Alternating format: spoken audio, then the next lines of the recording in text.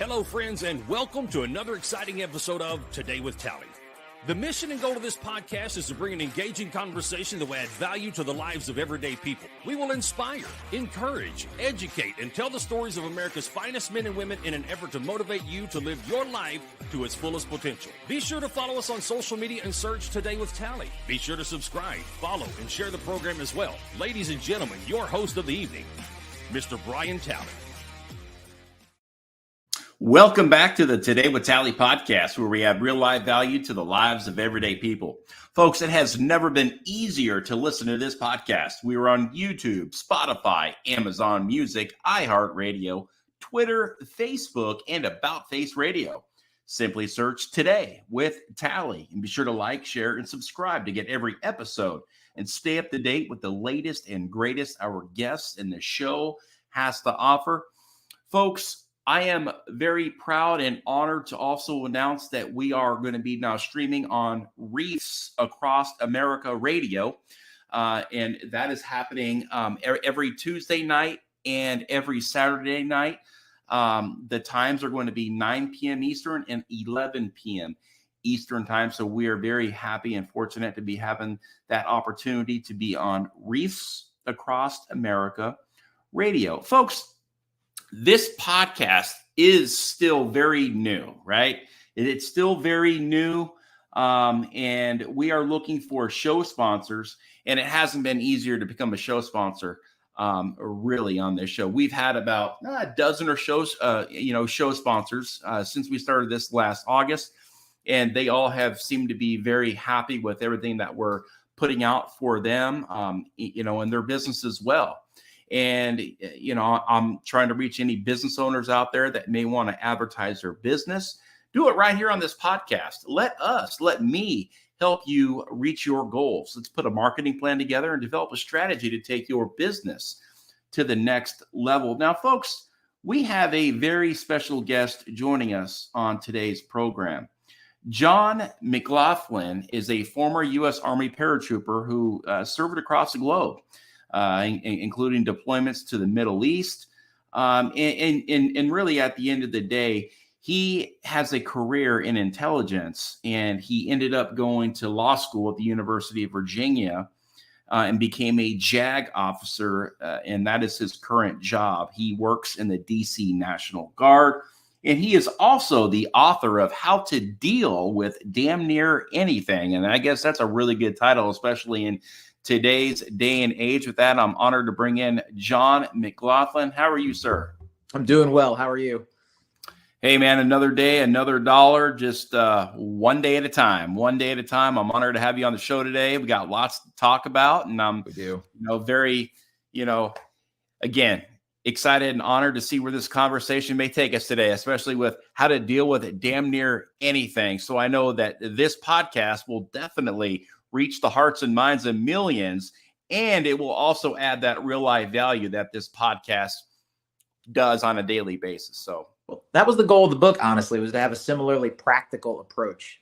Before I wrote it, obviously I went and took a look. Had anyone written anything similar? I'm not trying to provide a worse version of something that already exists. And a lot of the things I saw that seemed similar on the outside I don't think they had the practical type of value that I was hoping to provide. So I definitely agree with that approach. And that was my goal in writing this book.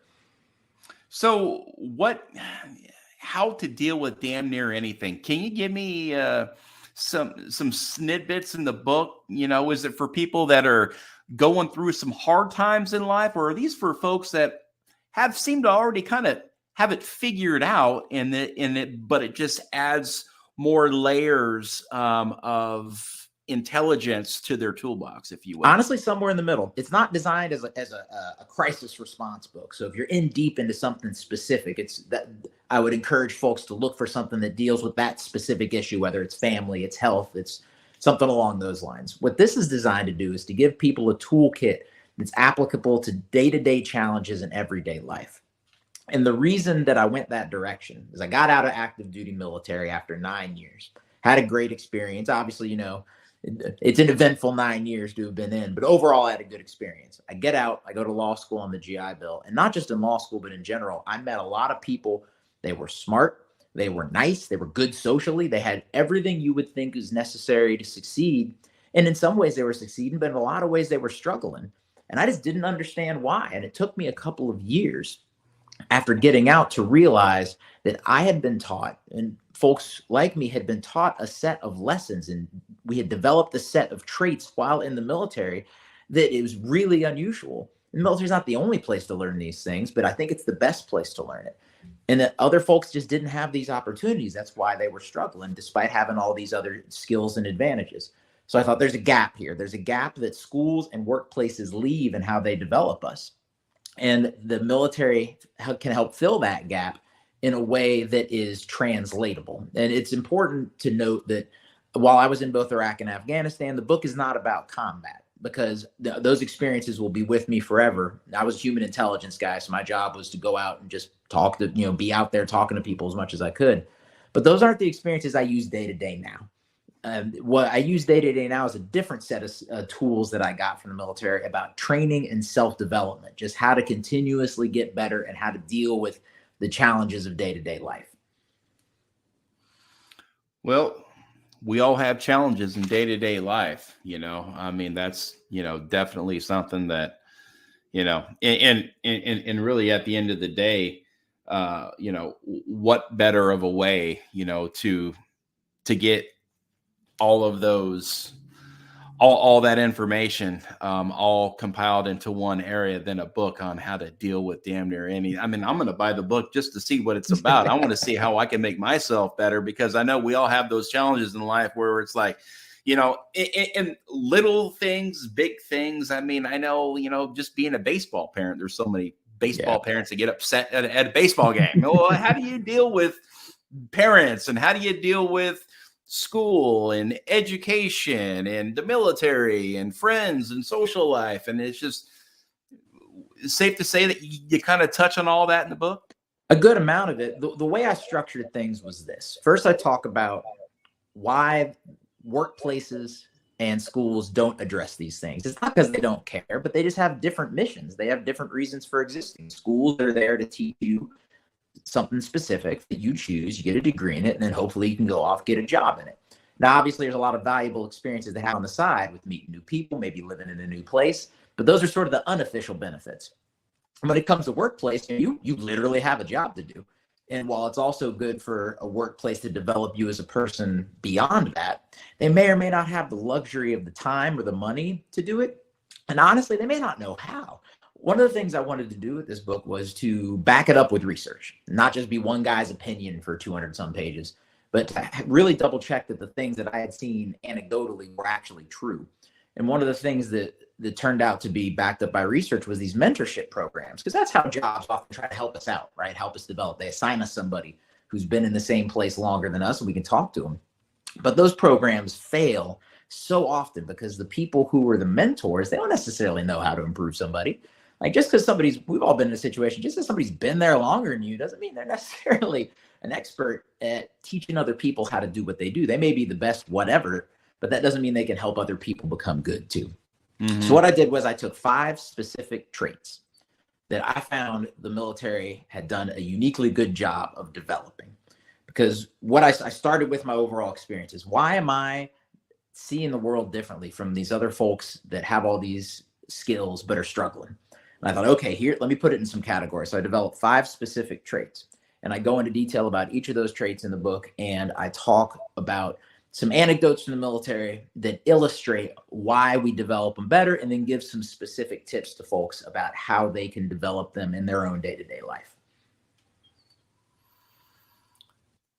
How does it feel to see life through a set of different lenses, or perhaps the same lenses, but you just have a different vision of what most other people may be looking at? Is there any of the 5 that you could share with us? Certainly.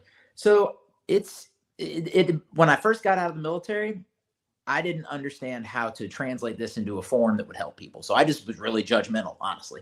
I just came out of here. I came in way too hot into the civilian world. And I was like, why aren't you better at this? Why aren't you open with that? And I realized over a bit of time, I was like, wait a minute, there's a lot of folks here with different personalities from different backgrounds that are all struggling with the same things. Clearly, it's not a them problem. They just haven't had the chance to learn these things. So the first trait in the book is self-awareness, right? It's one of those things where, yeah, people know they should be self-aware, but how can you specifically develop that? And I talk about how in the military, we spend so much time around each other. It is so much harder for people to be a fake version of themselves. And some people will do it. There's always a guy in the unit who has some sticker on their truck for a school they didn't go to or a marathon they didn't run or whatever. There's some people that insist on creating this curated version of themselves no matter what. But it's a lot harder when you're around people all the time. Whereas in regular life, you may see your boss, once a day, maybe not even that, depending on the type of job you have. So it's a lot easier to try to come up with a version of yourself. And it's understandable that people want to put out the best version of themselves possible, but the pressure that builds on you over and over and over again to have to exaggerate or be very specific about what you say and do, that can really cause people to become so stressed that they perform worse. So self-awareness is the first thing I mentioned. Talk about how in the military, you're encouraged to be a more honest version of yourself because you spend time around people, because the people around you constantly cycle out. One of the things that I ran into in the research was this thing called pro-social lying. What that means is people who like you will lie to you to make you feel better. And they're doing it because they care. And there's sometimes a role for that. If you just got fired or just broke up with a serious relationship, 5 minutes later may not be the time to give someone like the raw truth about something. But a week later, a month later, that time has to come eventually. But for a lot of folks in the civilian world, the time never comes because the people we ask are the people who care about us the most, and they're the least likely to tell us a hard truth that we need to hear. So in the military, we don't get that because the people in charge of us, they cycle out every year, 2, 3 years. You don't have, or it's very rare to have these people that are so connected to you personally, who are in charge of you, that they're not going to be honest with you. So talk about how people can try to take that in their own lives and find some more ways of honest feedback so they can be more self-aware and have a better idea of what they need to develop. Very interesting. Yeah, I like that. That's yeah, that's big time right there. And like you were saying, it's just there's so much pressure out there, in the world, and trying to be the best version of yourself through the self-awareness and developing those strategies. And yeah, you're right. And you are a former journalist as well too, right? Or are you still actively writing?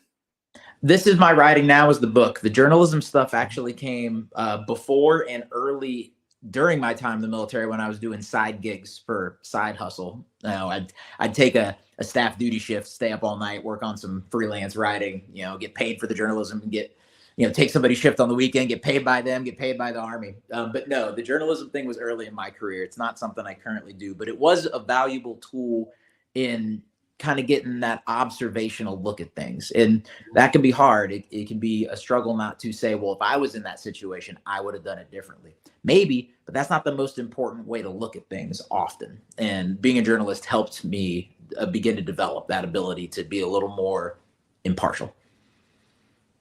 What's your childhood look like, John? So interesting you mentioned that. I grew up with my grandma. Both my parents lived eventful lives, and eventually there was a custody dispute that ended up with me growing up with my grandma instead. And that actually set me on a path that led towards the Army, because one of the fun things about growing up with your grandma, or at least my grandma, is it was a very wide open, sort of neutral childhood. I wasn't encouraged to go to any particular job, to live in any particular city. Grandma didn't even have a favorite sports team. Like, it was very wide open for me to sort of decide what I want to decide in terms of everything from, what food I liked to what religion I wanted to be or not be. So one of the things that came from that is looking for more structure. And that's one of the things that led me to the military. Is I was like, I need a way to learn and to make progress that's a little more organized than just sort of I appreciated the wide open childhood I had and not having anything imposed on me, but a little structure can be very, very helpful. So growing up that way, I think, led me to join the Army and to appreciate that being part of a structure can amplify the impact you have. I know folks outside the military see it as a place that's so regulated and so formal and so restrictive that sometimes it's just a lot of yes sir, no ma'am type of stuff. But we know that the part of your career where your only job is to listen is pretty brief. It doesn't take long for you to be at least a junior leader and for your opinion to start mattering, at least on things that you are supposed to know about. And the military gave me a way to explore that and to have some structure and to get some assistance in developing in the way that I might not have needed had I had a more like regulated normal childhood. Now, folks, we are being joined by author John McGlothlin. He is a former U.S. Army paratrooper who has served across the globe, including 2 deployments to the Middle East, I believe Iraq and Afghanistan.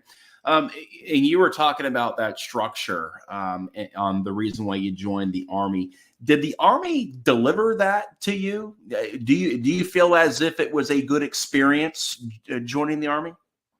Overwhelmingly, yes. Now, obviously, there's folks and events and places that were not my favorite, but all in all, it gave me what I was hoping it would give me. It gave me that balance between structure and freedom. What I mean by that is obviously there's a bigger structure. If you're at E3, 4, 5, you fit in this way to the pyramid. Got it.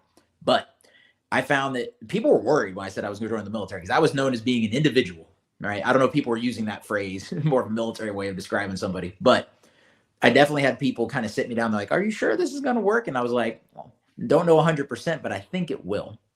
And the reason it did was I found that it gave me that structure. But if you're doing what you're supposed to do, you have a surprising amount of autonomy to get things done. It all depends. Obviously, you can get micromanaged, but I found that my leadership was usually so busy that if I was taking care of business, people weren't really in my business about how it was happening. So I found that I was able to try new things and volunteer for stuff, but also know that if I messed up, as long as I was honest about it, that I would get some assistance about that. And that's one of the things I talk about with self-awareness. And one of the other traits in the book is initiative. Again, something people might know they're supposed to have, but it's a big jump between knowing you're supposed to do something and being able to implement it in your day-to-day life. And in the military, I always felt like showing initiative was valued. Now, you couldn't just do whatever you want, obviously, as we know. But if you were smart about it, you could show initiative. And even if you were wrong, you would get the benefit of the doubt and you would at least get the instruction so that next time you would not be wrong. And that's what I mean about that balance between structure and freedom. You had the freedom to try stuff as long as you tried it in the right way, but you had the structure to get the feedback you needed. So if it was the wrong way, you could do it better next time.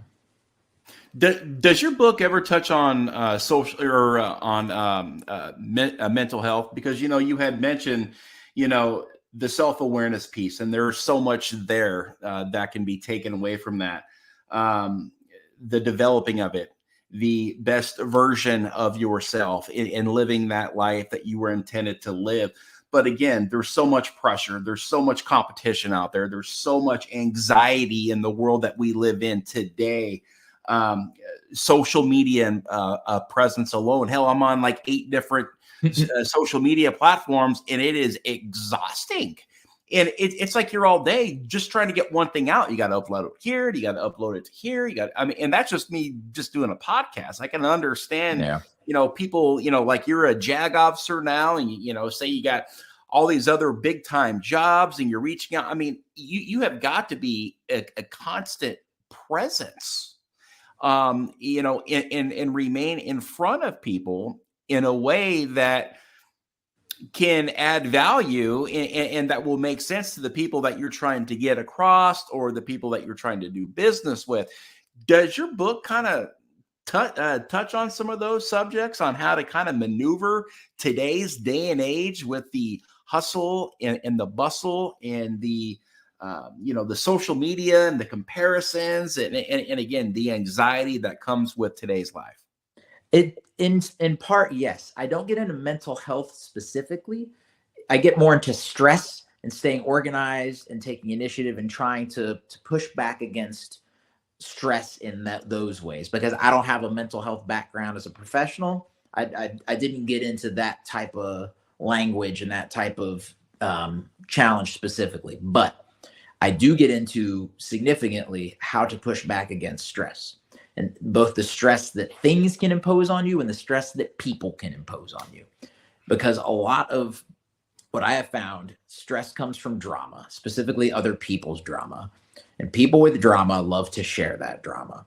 And that doesn't mean that the right answer is always giving them the stiff arm and not engaging with them at all, because it's perfectly legitimate to need to talk something out, even if that person maybe needs to talk about it a little more than you think they do.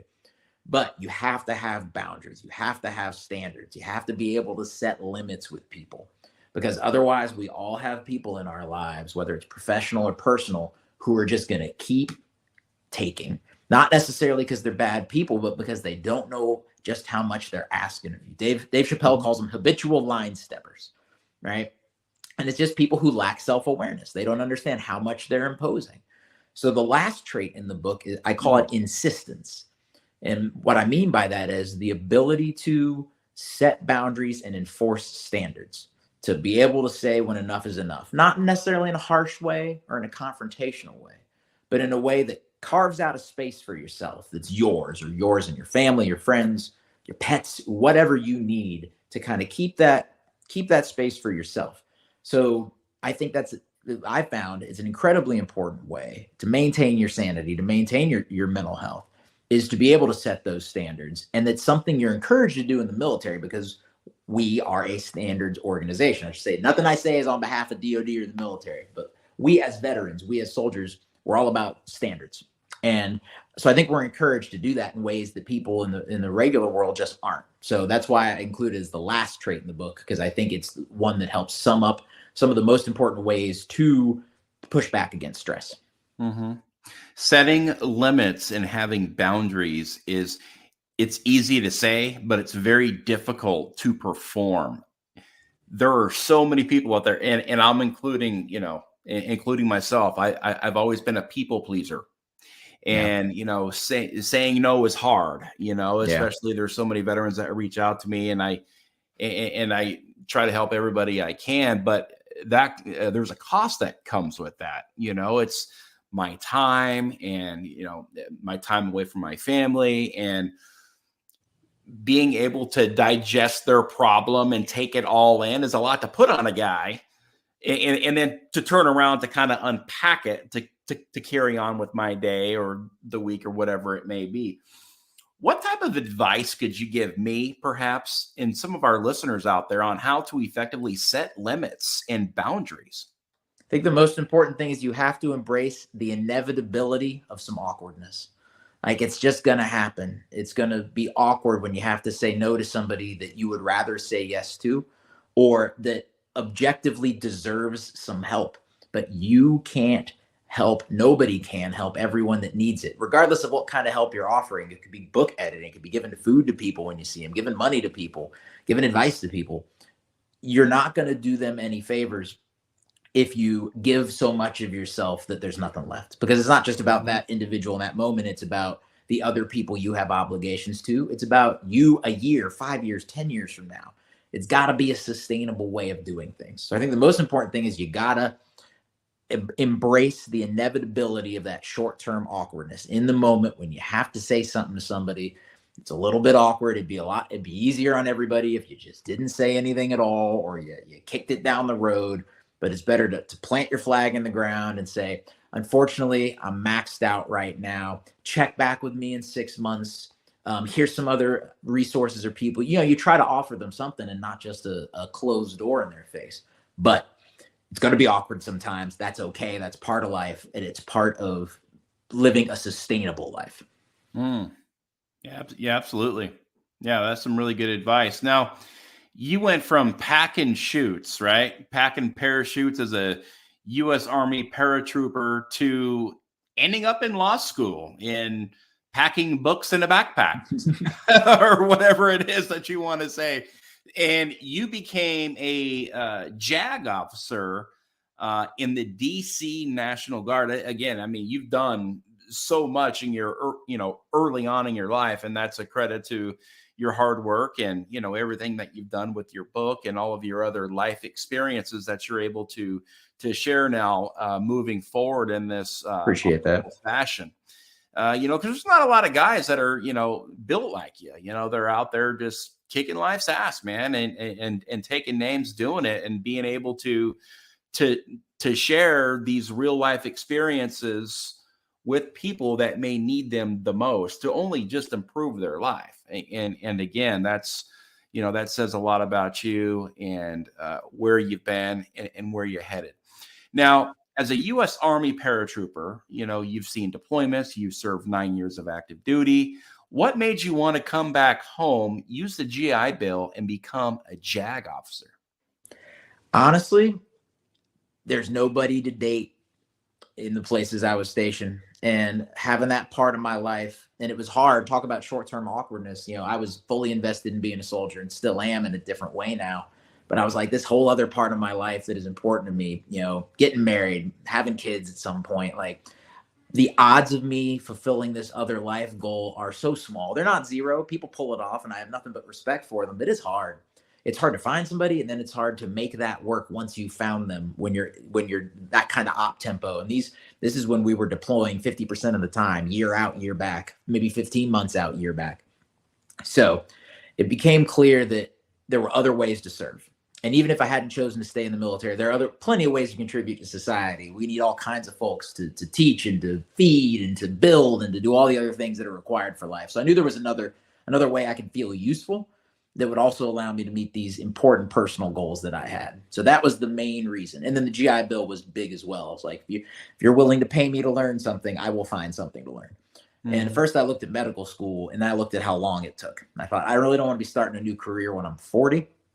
So let me look at law school instead. It's shorter, and it's a good enough fit for my interests and skill set. If I can get into a good enough school, then I'll do it. And I was very fortunate to get into UVA, which is a very good law school, despite my having gone there. And they let me in. I thought, okay, this is absolutely worth my time. And that's how I ended up there and switching over to JAG in the National Guard.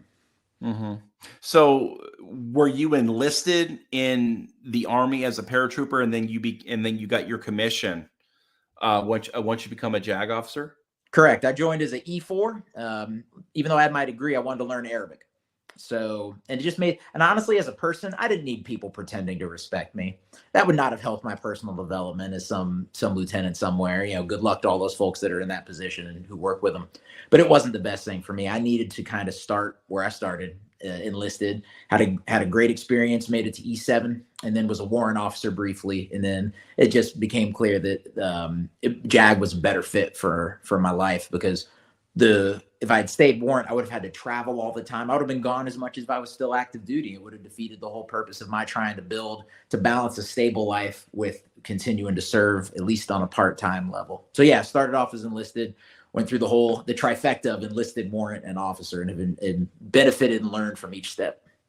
Well, I mean, that's just going to make you a better JAG officer moving forward, having seen both, and experience both sides of the fences here. The enlisted life, the officer life, going to college, and just having all of these different duties and life experiences and stuff like that. I mean, that's going to be great for troops to sitting down and counseling young soldiers. And right now, you're a JAG officer in the DC National Guard. Now, what is the mission of a JAG officer in the DC National Guard? It can vary. It can be from regular tasks such as reviewing an investigation into something. It could be a line of duty injury. Did somebody got hurt? Did they get hurt in a way that the military is responsible? And we review those to make sure everybody, has their rights respected. Then obviously, we were activated after January 6th and the attack on the Capitol. And it could be anything from training troops that came in from other states about how things work in DC so that we can all be on the same page, because we're all part of the same mission now, to, at one point, there was a question about what types of religious services could be held in different government buildings that troops usually weren't in.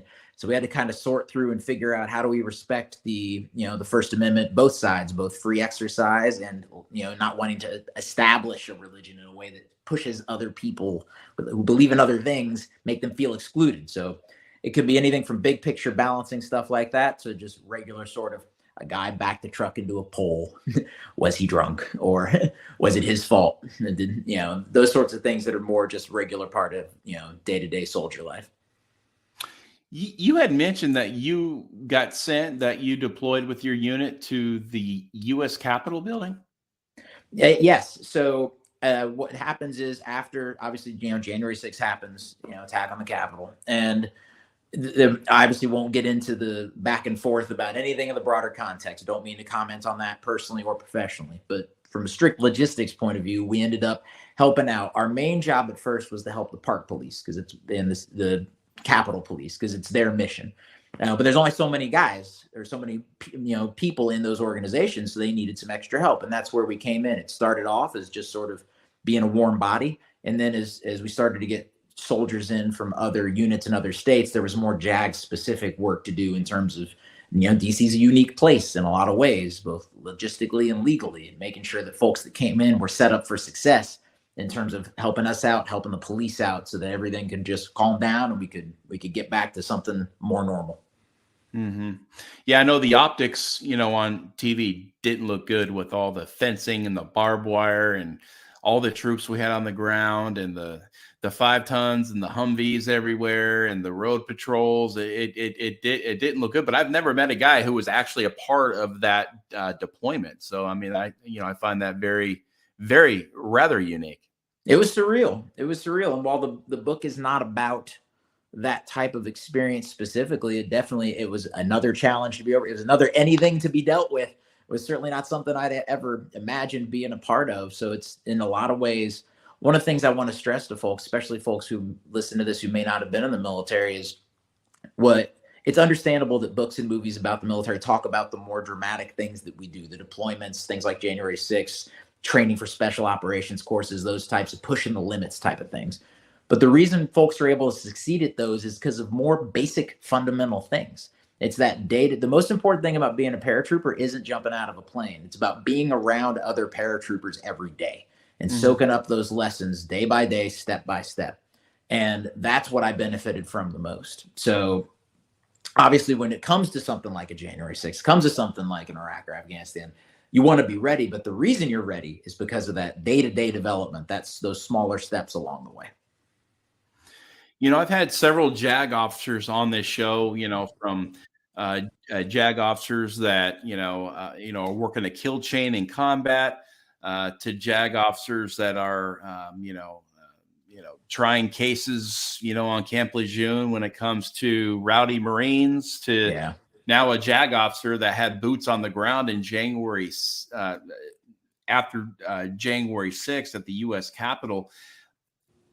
What was your mission different after the January 6th incident?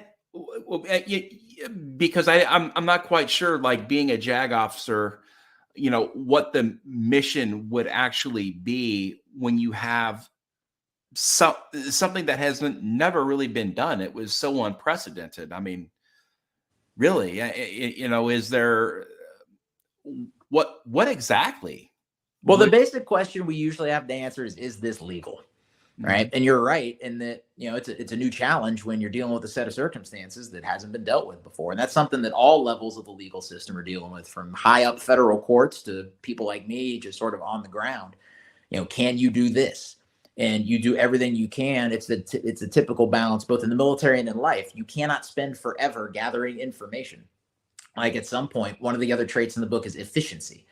The military is great about, like, hey, you got to take action. You can't sit around forever. So you put in an appropriate amount of time asking questions, gathering info, but you got to move. Like, you cannot sit there all day. So in some ways, it wasn't any different in terms of, you had a decision put in front of you. It wasn't one you've made before, but you know how to make decisions because you've repped this stuff in your day-to-day work in your life. So a new question comes in. You're like, okay, what information do I have access to? This, and this. All right, let me hit these people up. Okay, let's say I got 3 hours before somebody needs to know one way or the other. And okay, I gather the information I can. I go to who I need to go to. I say, hey, here's what I know you can do. Here is what I think you can do. And here is what it's your decision to do. This is the stuff I'm telling you, it's off the table. Sorry, can't do it. Here's the stuff that you get to decide, because it's the same thing if it's a boss in normal life.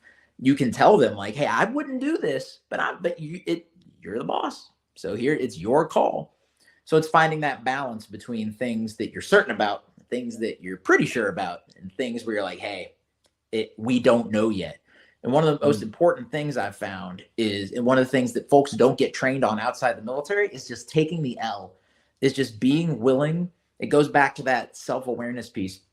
Being willing. There were definitely times in the military times in regular life where I didn't know something I probably should have, but just because of a gap in experience, right? People might assume you know something you don't. And it can be, talk about short-term awkwardness. It can be a little awkward to say, actually, I haven't dealt with that before, but say it. Say it up front, because it is better to get that out there as soon as possible so that people can help you overcome that challenge. So for something like January 6th, it's kind of assumed that nobody had done it before, right? So we're all in the same boat. But for more normal day-to-day stuff, it's important for you to be willing to take that short-term L, have that short-term awkwardness to set you and everybody else around you up for success later. Right. So you're just writing up strategies and recommendations to give to the higher ups. And at that point, it's up to them to make a decision, whether it's right, whether it's wrong, whether you're just there as a cool head, right? You're there at, as the law would interpret what you can legally do and what you constitutionally can't do. Would that be? Yeah, a lot of times it usually, at that point, it wasn't even written. We just didn't have time to write things down. Yeah. You might go back later and write it down so you could refer to it later and build on it. So the next person that come after you has something to work with, so you can establish some best practices, some SOPs for people to use. But yeah, in the moment, it is very much you build it as you fly it. So somebody comes in with one of the things I hadn't thought about, for example, is, no, you're not allowed to take, and this wasn't something I was trying to do, but, especially younger soldiers, guys like me, we'd been to Iraq and Afghanistan before. So this was new, but it wasn't like, oh my gosh, first time, in a situation like, I've seen mobs before. I'll just put it that way. So it was one of these things where you aren't allowed to take pictures of protesters if you're you got your government suit on, right? That's the government collecting information. So you may think that protester is funny, you may think they're right, you may think they're wrong. It doesn't matter what you think. You can't do that. So getting in front of junior soldiers and just enforcing, everybody's got so much going on, from profound things to funny things, trying to keep people focused on things that will keep them out of trouble. That was the main thing that we were able to do. And sometimes it was written down, but things got updated constantly. We'd hear like, hey, they're actually not allowed to do this thing. Okay. Mm-hmm. All right, let's go back and let's update things. Let's make sure everybody's, singing from the same sheet of music. Well, yeah, that's a JAG's worst nightmare, is trying to, become that babysitter, if you will, when it comes to people doing what they're not supposed to be doing. And the worst thing that you could be doing is sitting there trying to, let people know what they should be doing, and then having the media or cameras on soldiers that are doing things that they shouldn't be doing, like you said, taking pictures of protesters or whatever it may be. So you're out there, trying to fix things that should have never really happened to begin in the first place. Now, I've never talked to anybody who had anything to do with that incident. Happy to answer questions. I got to give that little, I'm not speaking on behalf of DOD caveat, but I'll answer everything I can. What was it like? What was it like having that boots on the ground perspective on January 6th inside the wire? I will say we did not get there till after the 6th, which is a whole point of conversation that definitely will not be getting into. By the time we arrived, it was the aftermath. So it was surreal, honestly, because we're there when soldiers are in that kind of position. We're not there on our own. We're there to support the police, right? So our natural thing is to look at, look at the law enforcement and say, hey, what do you need? What can we help you with? Mm-hmm. But just walking around seeing just smashed windows, just the look and the smell and the aftermath of what had happened. Not something I ever would have expected to see in America, frankly. And obviously the police had just gone through something very serious, very, very stressful. So, seeing how different folks in the Capitol Police were affected, it was surreal. And you got to stay focused. You've got a job to do and you got to make sure it gets done. But it was surreal. It was surreal. It was like an alternate universe. It didn't even seem Like it's not something any of us had ever considered would have had to have happened, but that's how life is, always throwing curveballs. And, that's why you try to develop traits that are useful no matter what kind of challenge you're going to face. Yeah, that was a wild year, 2020, and then leading into very, very, very early 2021. I mean, it seems as if the whole nation was on fire that year. Did you guys ever get deployed to other areas of cities that were burning? I was mobilized. It's unusual, given the unusual nature of January 6th. We had folks come in from National, and the DC National Guard isn't that big because DC is not that big. So we had folks come in from there's 54 guards for states and territories. So we had folks coming in from Guam. And I love seeing those dudes come in all the way out there. It's like, they want to help if they're making that trek. But the other time we were mobilized during that general window was after George Floyd was murdered. And that was a whole different type of challenge. Also something that was a little closer to what is part of the Guard's normal mission, the civil disturbance piece, where folks are mad about something. They have the right to be mad. Nothing wrong with that. You just can't be violently mad. And overall, that was not a time where I was worried about. It's one of the number of troublemakers was very small, and you learn how to identify those folks pretty quickly. But yeah, that was another thing the DC Guard faced was mobilization after George Floyd was killed. Mm-hmm. So it was an eventful couple of years. We've been trying to give everybody a moment, catch their breath, reset, because it's a challenge for folks to juggle the military hat and the civilian one, depending on the circumstance, especially for junior folks that may not have jobs that are as understanding of being gone unexpectedly. And it's one of those things, you're not legally allowed to fire somebody because they get mobilized to the National Guard, but not everybody's so ethical. So we're trying to give people some time to reset, recover, and be ready for whatever comes next. Do you think that mobilization was necessary? After January 6th or after George Floyd was killed? After the January 6th. Well, I mean, the answer is the same for both. Yes. Yeah. The police had just been hit incredibly hard. I mean, hundreds of officers attacked, beaten, pepper sprayed. They needed, sometimes the best thing you can do for somebody is just stand somewhere so they can go sit down. And, I don't have the expertise a police officer does, especially for something like the Capitol Police, where they know that building and they know the duties, and it can be tricky to know what you are and are not allowed to do.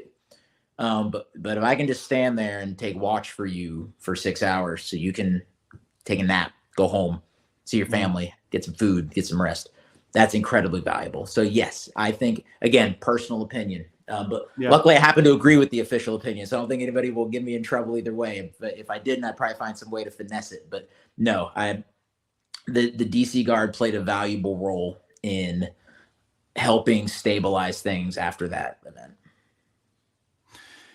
Do you guys foresee anything like this ever happening again, coming down, as the future unfolds? Unfortunately, we've become a country that has become so radicalized, and I'm to be honest, I'm sick and tired of it. I talk about that a lot on this podcast.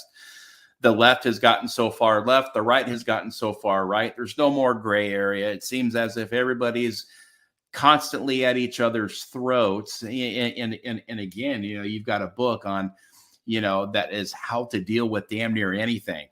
How can we get our country back on track and be able to come and sit down at the same table and have good conversation with folks that you may not agree with? Well, obviously, since even though I'm here in my not military role, I talk about the military enough where I don't want to get too political with things. But I honestly don't think it's a political answer, even though it's kind of a political problem. The loudest people don't represent the most people. The problem is that in every country's government struggles with this in some way, because you're always going to have a situation where the people who are the most, and you can say it nicely and say they're enthusiastic, or you can say they're crazy. But either way, the people who are willing to spend all day on this stuff will always have a disproportionate amount of influence in society and government. So how do you encourage people who are normal and who represent the majority view on a thing to be active enough to be a counterweight to those folks that are more extreme? And I saw it. I was stationed in Italy for 5 years. I said 5 years. That included deployments and stuff. But from when I got there to when I left, I was there 5 years. different system of government, seeing all the different, the rise of right-wing extremism in Europe was a thing when I was there. Different countries always have to deal with this because it is hard when the louder and more extreme parts of any group, it could be a book club, it could be anything, they're more willing to shout down regular people. And a lot of times regular people are like, I'm out. Like, I don't feel like, let's say somebody goes to a school board meeting, right? And they just want, they care about like the math textbooks being out of date or something like that. Or, you know, the building falling down, it's a little moldy, something like that. And somebody gets up there and they're like, I read about XYZ on the internet. And let's say they bring 10 people and those 10 people are screaming about that. A lot of times the normal people are like, you know what? I'll just send an email. I'm good. It's hard to find the energy to push back against people who are driven by extremism. And that's going to be the challenge. And I think as far as I can think of, there's two ways to address it. One are large structural changes. Good luck. I obviously hope those happen in a way that brings more balance to things. As somebody who's center of the road, more or less, I got my own beliefs, not relevant to this conversation. But it really has to start small. And I always try to tell people, engage with somebody. Like if somebody, I got friends, I got family on social media who believe in some crazy crap. Okay. Right. I can't just tell you that's crazy crap. I have to try to, if I deal with it at all, and you pick your moments, you try to deal with people in a way that identifies the underlying concern. Because a lot of people are just worried about their country, left, right, center. Those worries can take the shape of something that's not true. Right. So you try to respect the worry, respect that they care, but then show them that maybe the source they got that thing from is not the most accurate source. So it's really about low level, community level, friend level relationships, because people aren't necessarily people get dug into something. It's hard to dig them out of that. So you really have to be respectful of them.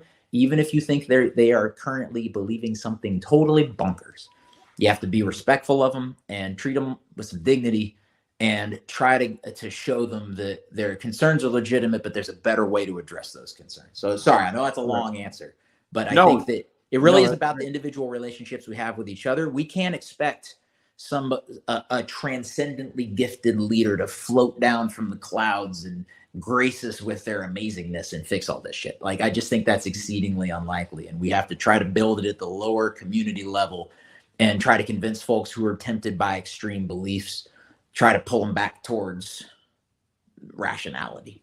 Yeah. And, you know, like you said, there's countries that have been dealing with this for, well, since the inception, right? But we haven't really seen a lot of that in the United States, you know, because typically we're out, you know, boots on the ground in countries that are going through their own extremism with their government or government takeovers. Or I mean, we have ocean, Canada, Mexico. Like, there's just not a lot of drama built into the way we're set up. So we've been fortunate to. And obviously, you're talking about social media earlier plays a role, man. No matter, you can believe that like lizard people run the world, and somebody on the internet will validate you. So like, it's hard to bring people back, even from something that like 99% of anybody in the political spectrum will agree is not true. People can find something to justify it, so it's hard. Yeah. But no, we've been lucky in America to be apart from all that back and forth, and now we're not. And I think we're going to be strong enough to withstand it, but. You know, some folks have already suffered, and more might end up suffering along the way, and that's deeply, deeply saddening. But I'm hoping that we can just continue to do that day-to-day grind of working with people that we know to nudge them back on the path of the democratic and peaceful and keep them there. Yeah, no, I agree. And you know, the extremism and the anger it's disheartening, because it's, you know, at times it's as if you're trying to have a conversation again with people that may have a completely different opinion than you, but there's so many people that are dead set on their opinion. They won't even give the other person the benefit of the doubt to even explain their position on what the topic is or what is even going on. So there's really no solutions. It's just anger that just spews out. And again, it's being felt and heard all over the country. And again, it's just not a very healthy way to operate, in my opinion. No, and honestly, it's okay to keep some space from it. We talked earlier about the insistence trait and setting boundaries. And there are, especially now, more problems in the world than any one person could solve. And you have to be able to say, I have tried enough today. And let me focus on, and that's one of the things the book is counter programming to. It's like the book is all about focusing inward on your own development. And partially that's because there are so many limits on our ability to control what happens out there in the world. I'm not saying that means we should ignore that. That's incredibly important too. You can get bills passed, you can get change made. With enough perseverance and resilience, it's possible.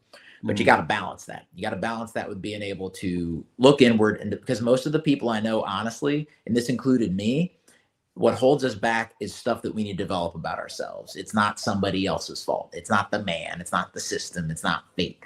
So try to focus inward and make sure your own business is in order. And that will put you in the best possible position to help solve some of these bigger problems that we're talking about. Sure. No, I love it. I mean, this has been a great conversation. I mean, you are definitely full of wisdom. I appreciate it. Far beyond your years. I'm looking at a head full of brown hair as I've got gray over here, and I'm like, man, I don't even know how to respond to this guy. This is good lighting. You can ask. It's funny. Like I do. So I'm 44. Full disclosure. Oh man, I'm 46. You've got me completely killed. I look like I'm 90, and you look like you're 30. I would not say that, man. I will say this. My joke is my hair can turn purple as long as it stays on my head. Because I was a junior enlisted guy in basic training. I have seen what I look like with almost no hair. People are gonna ask me if I'm okay, like what kind of cancer I have. Like some dudes can pull off the shaved head look. I'm not. I have not gotten that gift. So I think I've been blessed with this hair out of sympathy, if for no other reason. But no, it is going gray. The angle is kind to me, not on purpose. It just worked out that way. But no, it's funny because talking about trying to learn these lessons, develop these traits. One of the things I had to embrace was, because folks think I'm younger than I am, they don't always take me seriously. It's one thing if you're in the military and people know your experience and, et cetera, et cetera. But for people who didn't know me, they'd be like, who is this kid? And there's no way to immediately establish your legitimacy that doesn't seem awkward and self-conscious. So you have to trust that the most efficient way to do it is over some time and be willing to accept that you're going to be underestimated a little bit at the start if people don't know your background. But if you try to shove your background into the conversation, it's just going to seem super insecure. So you take a step back and you're like, okay, it's going to happen a little bit. Might not take me seriously, but the best way forward is to take that short-term awkwardness of being underestimated, because the worst path would be to seem so needy that you point out how, I've done X, Y, Z. Just people figure it out. If you are good at something, people figure it out. It doesn't mean you should do zero self-promotion, but you've got to be aware of how to balance that kind of thing. And that was one of the good things about the military, is teaching that, because obviously there's communities that are encouraged to brag about themselves. But I think most of the time, there's nothing more suspicious than somebody wanting to tell me how great they are. It's like, bro, I see you every day. If you're that awesome, I'll figure it out, man. You don't need to come in with a poster advertising your own awesomeness. Just give it some time. Mm-hmm. Yeah. So yeah, no, it's funny you mentioned the age thing, because it made me think about having to develop that particular trait on my end and having to be willing to be patient with being respected. Mm-hmm. Yeah, no, that's some great advice and some great wisdom. Don't chase people. They will chase you when that time comes, when that opportunity is set forth from what you put out there with the actions that you share in everyday life. That's backed up more than just by words and social media memes and this and that. Now, man, this has been great. I can't even really ask you for any more advice, but I am, because it's how we always close out the show on a positive note. Now that your mission is to help others develop in life as the military has helped you. And I know you've written this book to do just that. But is there any final words that you want to leave with us and our listeners today, John? I will say one phrase that I think is important that hasn't come up is all progress is good progress. A lot of times folks who put themselves in the position I'm in, writing a book to help people develop, I ran 3,000 miles today. I got up at 2 a.m. and ate 15 raw eggs. I have a Nobel Prize. Okay, those are all great. There's nothing wrong with that level of total dedication to something. But you don't have to pretend to have been in the military to benefit from it. All progress is good progress. Taking these little lessons away is extremely valuable, because for most people, that's going to be the way forward. So that's the last thing I'll add. Yeah. You know, and, you know, it's always, you know, taking that step and getting outside of your comfort zone. You know, we got a lot of people out there that are going through some hard times, and, you know, that's why I always like to put up that only you can save you when I finish these shows. And, you know, and just getting 1% better today than what you were yesterday. I know that right there has helped me a lot when I went through a lot of my own personal struggles in 2016, 17, 18, and 19, before I said, you know what, I got to change my life and get back to being the old Brian Talley.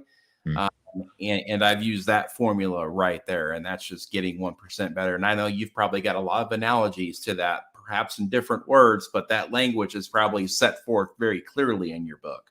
No, that's the ethos. That's the ethos. And it's funny because when you make progress, sometimes you can be frustrated you didn't make it sooner, but you made it. That's the benefit. And there's always a temptation. There's always somebody who's 10 steps ahead or 50 steps. That is irrelevant. That is irrelevant. One of the things about insistence is learning to focus on objective standards and not individuals that are or are not around you, because people come and go, but the important standards stay the same. And that is exactly probably the most important of those standards, is that gradual improvement. That's how great things happen, is through that steady progress. Sure. John, you're a great American. We are honored to have you on the show, and you know, and we appreciate everything you have done and continue to do in the military and veteran community. Your service, sacrifice, and dedication to our great nation is truly admirable. Well, same to you, Brian. Thank you for the forum and for the conversation. I enjoyed it and appreciated it. Yes, sir. And folks, if you want to go on and you want to support John, his book is available on Amazon. Just do a quick search, How to Deal with Damn Near Anything, and you will get all of this advice in one book. It's author John McGlothlin, and you can go ahead and you can find him there. You can find him on LinkedIn as well. Folks, remember to stay inspired, stay encouraged, stay motivated, and always stay in the fight. Until next time, for Today with Talley, this is Brian Talley. Good night, Semper Fi.